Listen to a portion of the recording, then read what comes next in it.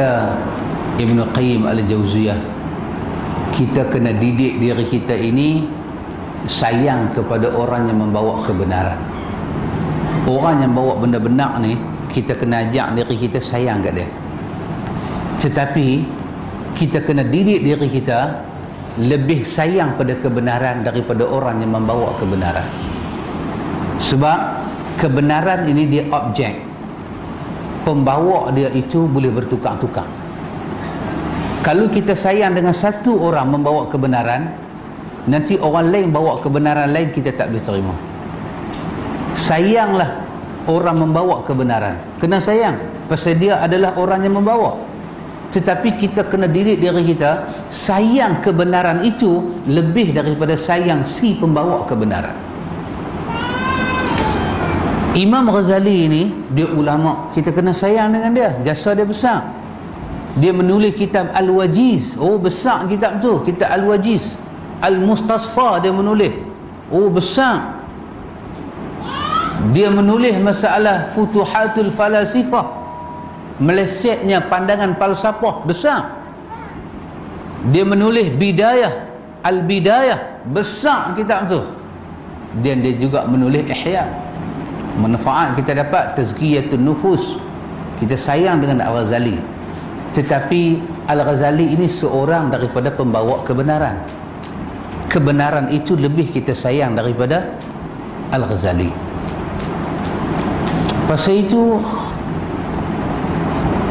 bila Al-Ghazali menulis kitab Ihya, dia bubuh dalam Ihya pandangan dia, pandangan ulama salaf, asarus sahabah, akhbarus sahabah dia tulis, dan dia membuatkan hadis-hadis.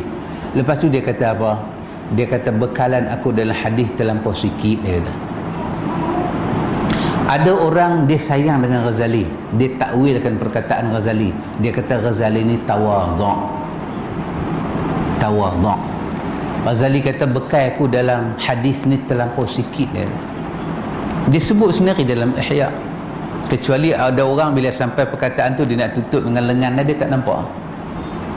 Tapi kalau kita baca Muqaddimat Ihya, dia sebut bekal aku dalam hadis terlampau sikit, dia kata. Jadi dia seolah-olah nak beritahu apa? Apa yang dia cuba himpun dalam Ihya itu sekadar yang dia tahu itu adalah hadis. Mungkin ada yang dia tak tahu. Lepas tu dia kata bekal aku dalam hadis sangat sikit. Ada orang terlampau sayang dengan Ghazali, dia kata Ghazali kata ni kerana tawadhu'. Tetapi An-Nawawi membuktikan Ghazali kata tu bukan kerana tawadhu'. Ghazali kata itu kerana memang bekal dia sikit. Orang yang mencintai Ghazali ini lebih dari kebenaran, dia tak boleh terima penjelasan ini. Dia sangat tak boleh terima. Dia akan marah. Silap-silap ustaz cakap ni, dia akan kata apa? Dia mula. Dia kata ustaz tak puasa apa? Dia akan marah. Apa kata Ibn Kathir? Ibn Kathir dulu. Nawawi dulu. Apa kata An-Nawawi? An-Nawawi kata ketika Nawawi membawa hadis Imam Muslim berkenaan dengan Nabi berpesan, janganlah kita khususkan malam Jumaat dengan satu ibadat yang tidak dibuat pada malam-malam lain. Janganlah kita khusus hari Jumaat dengan satu puasa yang tidak kita buat pada hari-hari lain. Maknanya kita ni bila main malam Jumaat nak istimewakan ibadat yang tidak dibuat pada malam-malam lain. Hadis Imam Muslim kata jangan. Mai hari Jumaat nak puasa sedangkan hari-hari lain tak puasa. Nabi kata jangan. Di bawah tafsir hadis itu, apa kata An-Nawawi? Ini menjadi dalil betapa kaifiat itu tidak boleh dibina dan direka oleh orang dalam ibadat. Sekali-kali tidak boleh. Kita tak boleh bina kaifiat. Maka apa kata Imam Nawawi? Maka dia kata ada orang telah membina kaifiat, iaitu mereka telah mereka pada hari Khamis malam Jumaat yang pertama dalam bulan Rejab. Mereka telah mereka sembahyang masuk aja bulan Rejab, minggu yang pertama hari Khamis, mereka akan sembahyang dengan satu sembahyang mereka nama dengan salat gharaib. Mereka akan buat 20 rakaat. Apa kata Nawawi? Demi Allah, Nawawi kata, mudah-mudahan Allah memburukkan orang yang melakukan ibadat ini, dan Allah melaknat orang yang mereka hadis ini, kerana hadis ini terang-terang palsu, kata Nawawi. Artinya Nawawi bagi tahu hadis palsu ni tak boleh buat. Tiba-tiba hadis yang menyatakan sembahyang 20 rakaat pada Rejab yang pertama tiap-tiap bulan itu, tiap-tiap tahun itu, hadis itu diangkat oleh Al-Ghazali dalam Ihya. Nawawi mendoakan supaya Allah melaknatkan mereka hadis palsu. Adakah Nawawi minta Ghazali dilaknat? Tidak. Tidak. Nawawi tidak meminta Ghazali dilaknat. Tapi pasal apa dia doa macam tu? Dia doa mudah-mudahan Allah melaknat dan mengutuk mereka hadis ini. Tiba-tiba hadis itu ada dalam Ihya. Dengan hadis itu ada dalam Ihya, menunjukkan perkataan Ghazali itu benar. Bekai aku dalam hadis terlampau sikit. Kenapa? Kalau Al-Ghazali mengetahui hadis itu palsu, dia boh tak boh? Dia tidak akan boh demi Allah. Kenapa? Ini juga kerana Al-Ghazali membuka bab di dalam Ihya. Bab apa? Bab laknat dan neraka kepada orang yang mereka hadis palsu. Mungkinkah Ghazali buka bab sesiapanya mereka hadis palsu masuk neraka? Dia buka bab tu, tiba-tiba dia bubuh hadis palsu dalam kitab dia. Boleh masuk akal tak? Tak masuk akal. Habis ada satu dua hadis palsu dalam kitab dia menunjukkan apa? Dia tak tahu, dia tak tahu. Maka betul lah perkataan dia, bekai aku dalam hadis terlampau sikit. Tapi sikit dia tu banding dengan kita, kosong lah kita. Jangan banding dia dengan kita, kena banding dia dengan ulama hadis. Yang kita kata bekai dia sikit tu bukan banding dia dengan Mamat Mangkuk ni. Dah, banding dia dengan Zainuddin Al-Iraqi. Bekai dia dalam hadis sikit tu, banding dia dengan siapa? Dengan An-Nawawi. Kalau banding dia dengan kita, tak betul, itu bandingan yang salah. Itu baru menghina Al-Ghazali. Apa kata Ibn Katsir dalam kitab The Bidayah wan Nihayah? Apa dia kata? Disebut terang dalam Bidayah wan Nihayah. Dia kata Al-Ghazali telah mengarang satu kitab yang sangat pelik dan ajaib, iaitu ketika dia berada di Baitul Maqdis. Dia mengarang kitab yang sangat indah bahasanya, tapi kitab ini sangat pelik. Di dalamnya dipenuhi dengan hadis dhaif dan palsu. Ini pandangan siapa? Al-Hafiz Ibn Katsir. Di mana kita nak rujuk? Dalam Bidayah wan Nihayah. Kemudian datang, siapa dia datang? Az-Zahabi. Az-Zahabi, Samsuddin Az-Zahabi, menulis apa? Siyar Alam An-Nubala.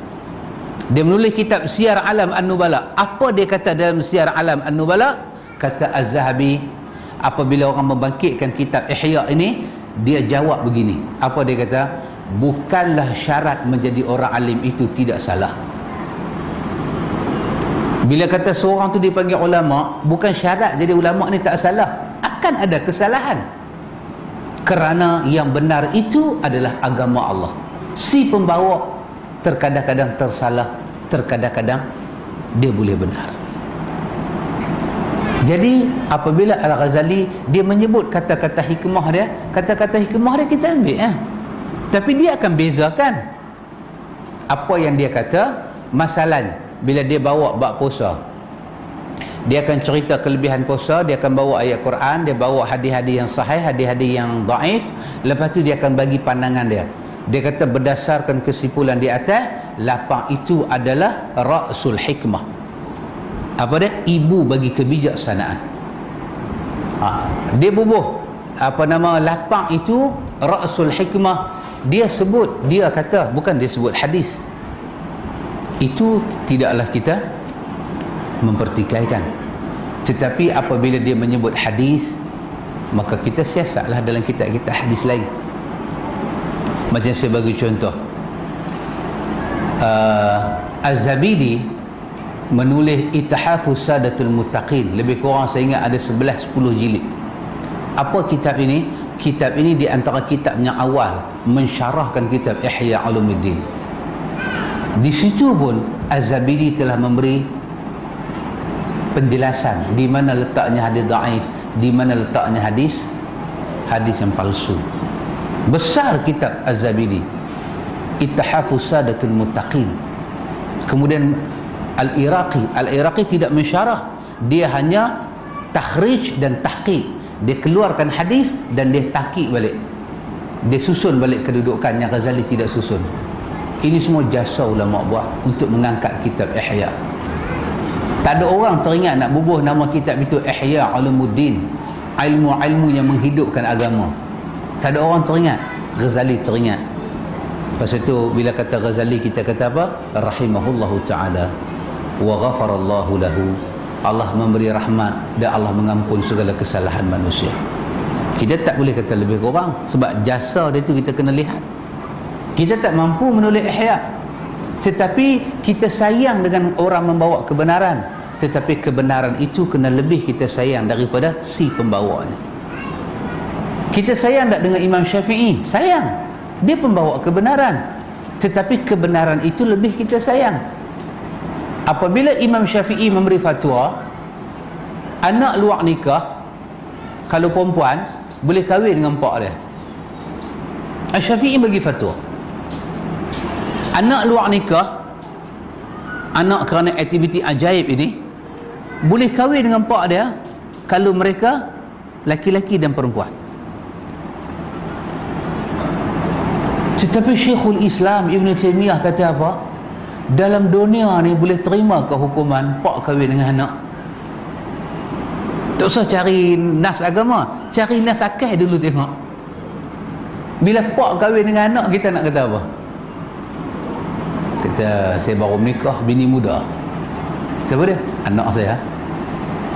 Bukan kata undang-undang. Syekhul Islam kata agama mana dalam dunia ni boleh terima.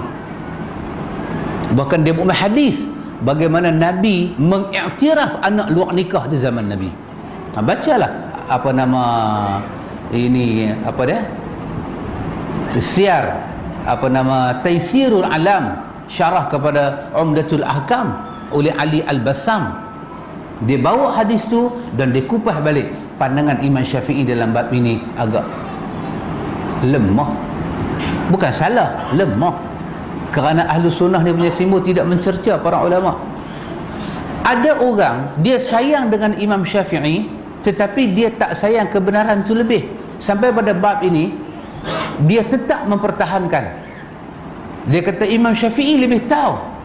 Sedangkan babnya Imam Syafi'i cakap tu zaman Nabi dah ada kes. Zaman Nabi dah ada kes berkenaan dengan budak yang beranak muka serupa ni. Ada 2 orang mengaku bapa pada budak ni, dan Nabi menasabkan pada salah seorang, dan anak itu telah diketahui anak luar nikah, dan tak boleh kahwin dengan pak. Pasal pak boleh ambil segala apa nama pusaka, dan bapa boleh jadi wali kalau anak itu perempuan. Tapi Asy-Syafi'i kata tidak boleh. Kita sayang dengan Syafi'i, dia pembawa kebenaran, tetapi kita kena lebih sayang dengan kebenaran itu. Karena itu samalah dengan siapa-siapa pun. Kita sayang dengan orang yang bawa, sebab orang bawa itu berjasa dalam hidup kita, tetapi kebenaran itu lebih kita cintai. Begitu.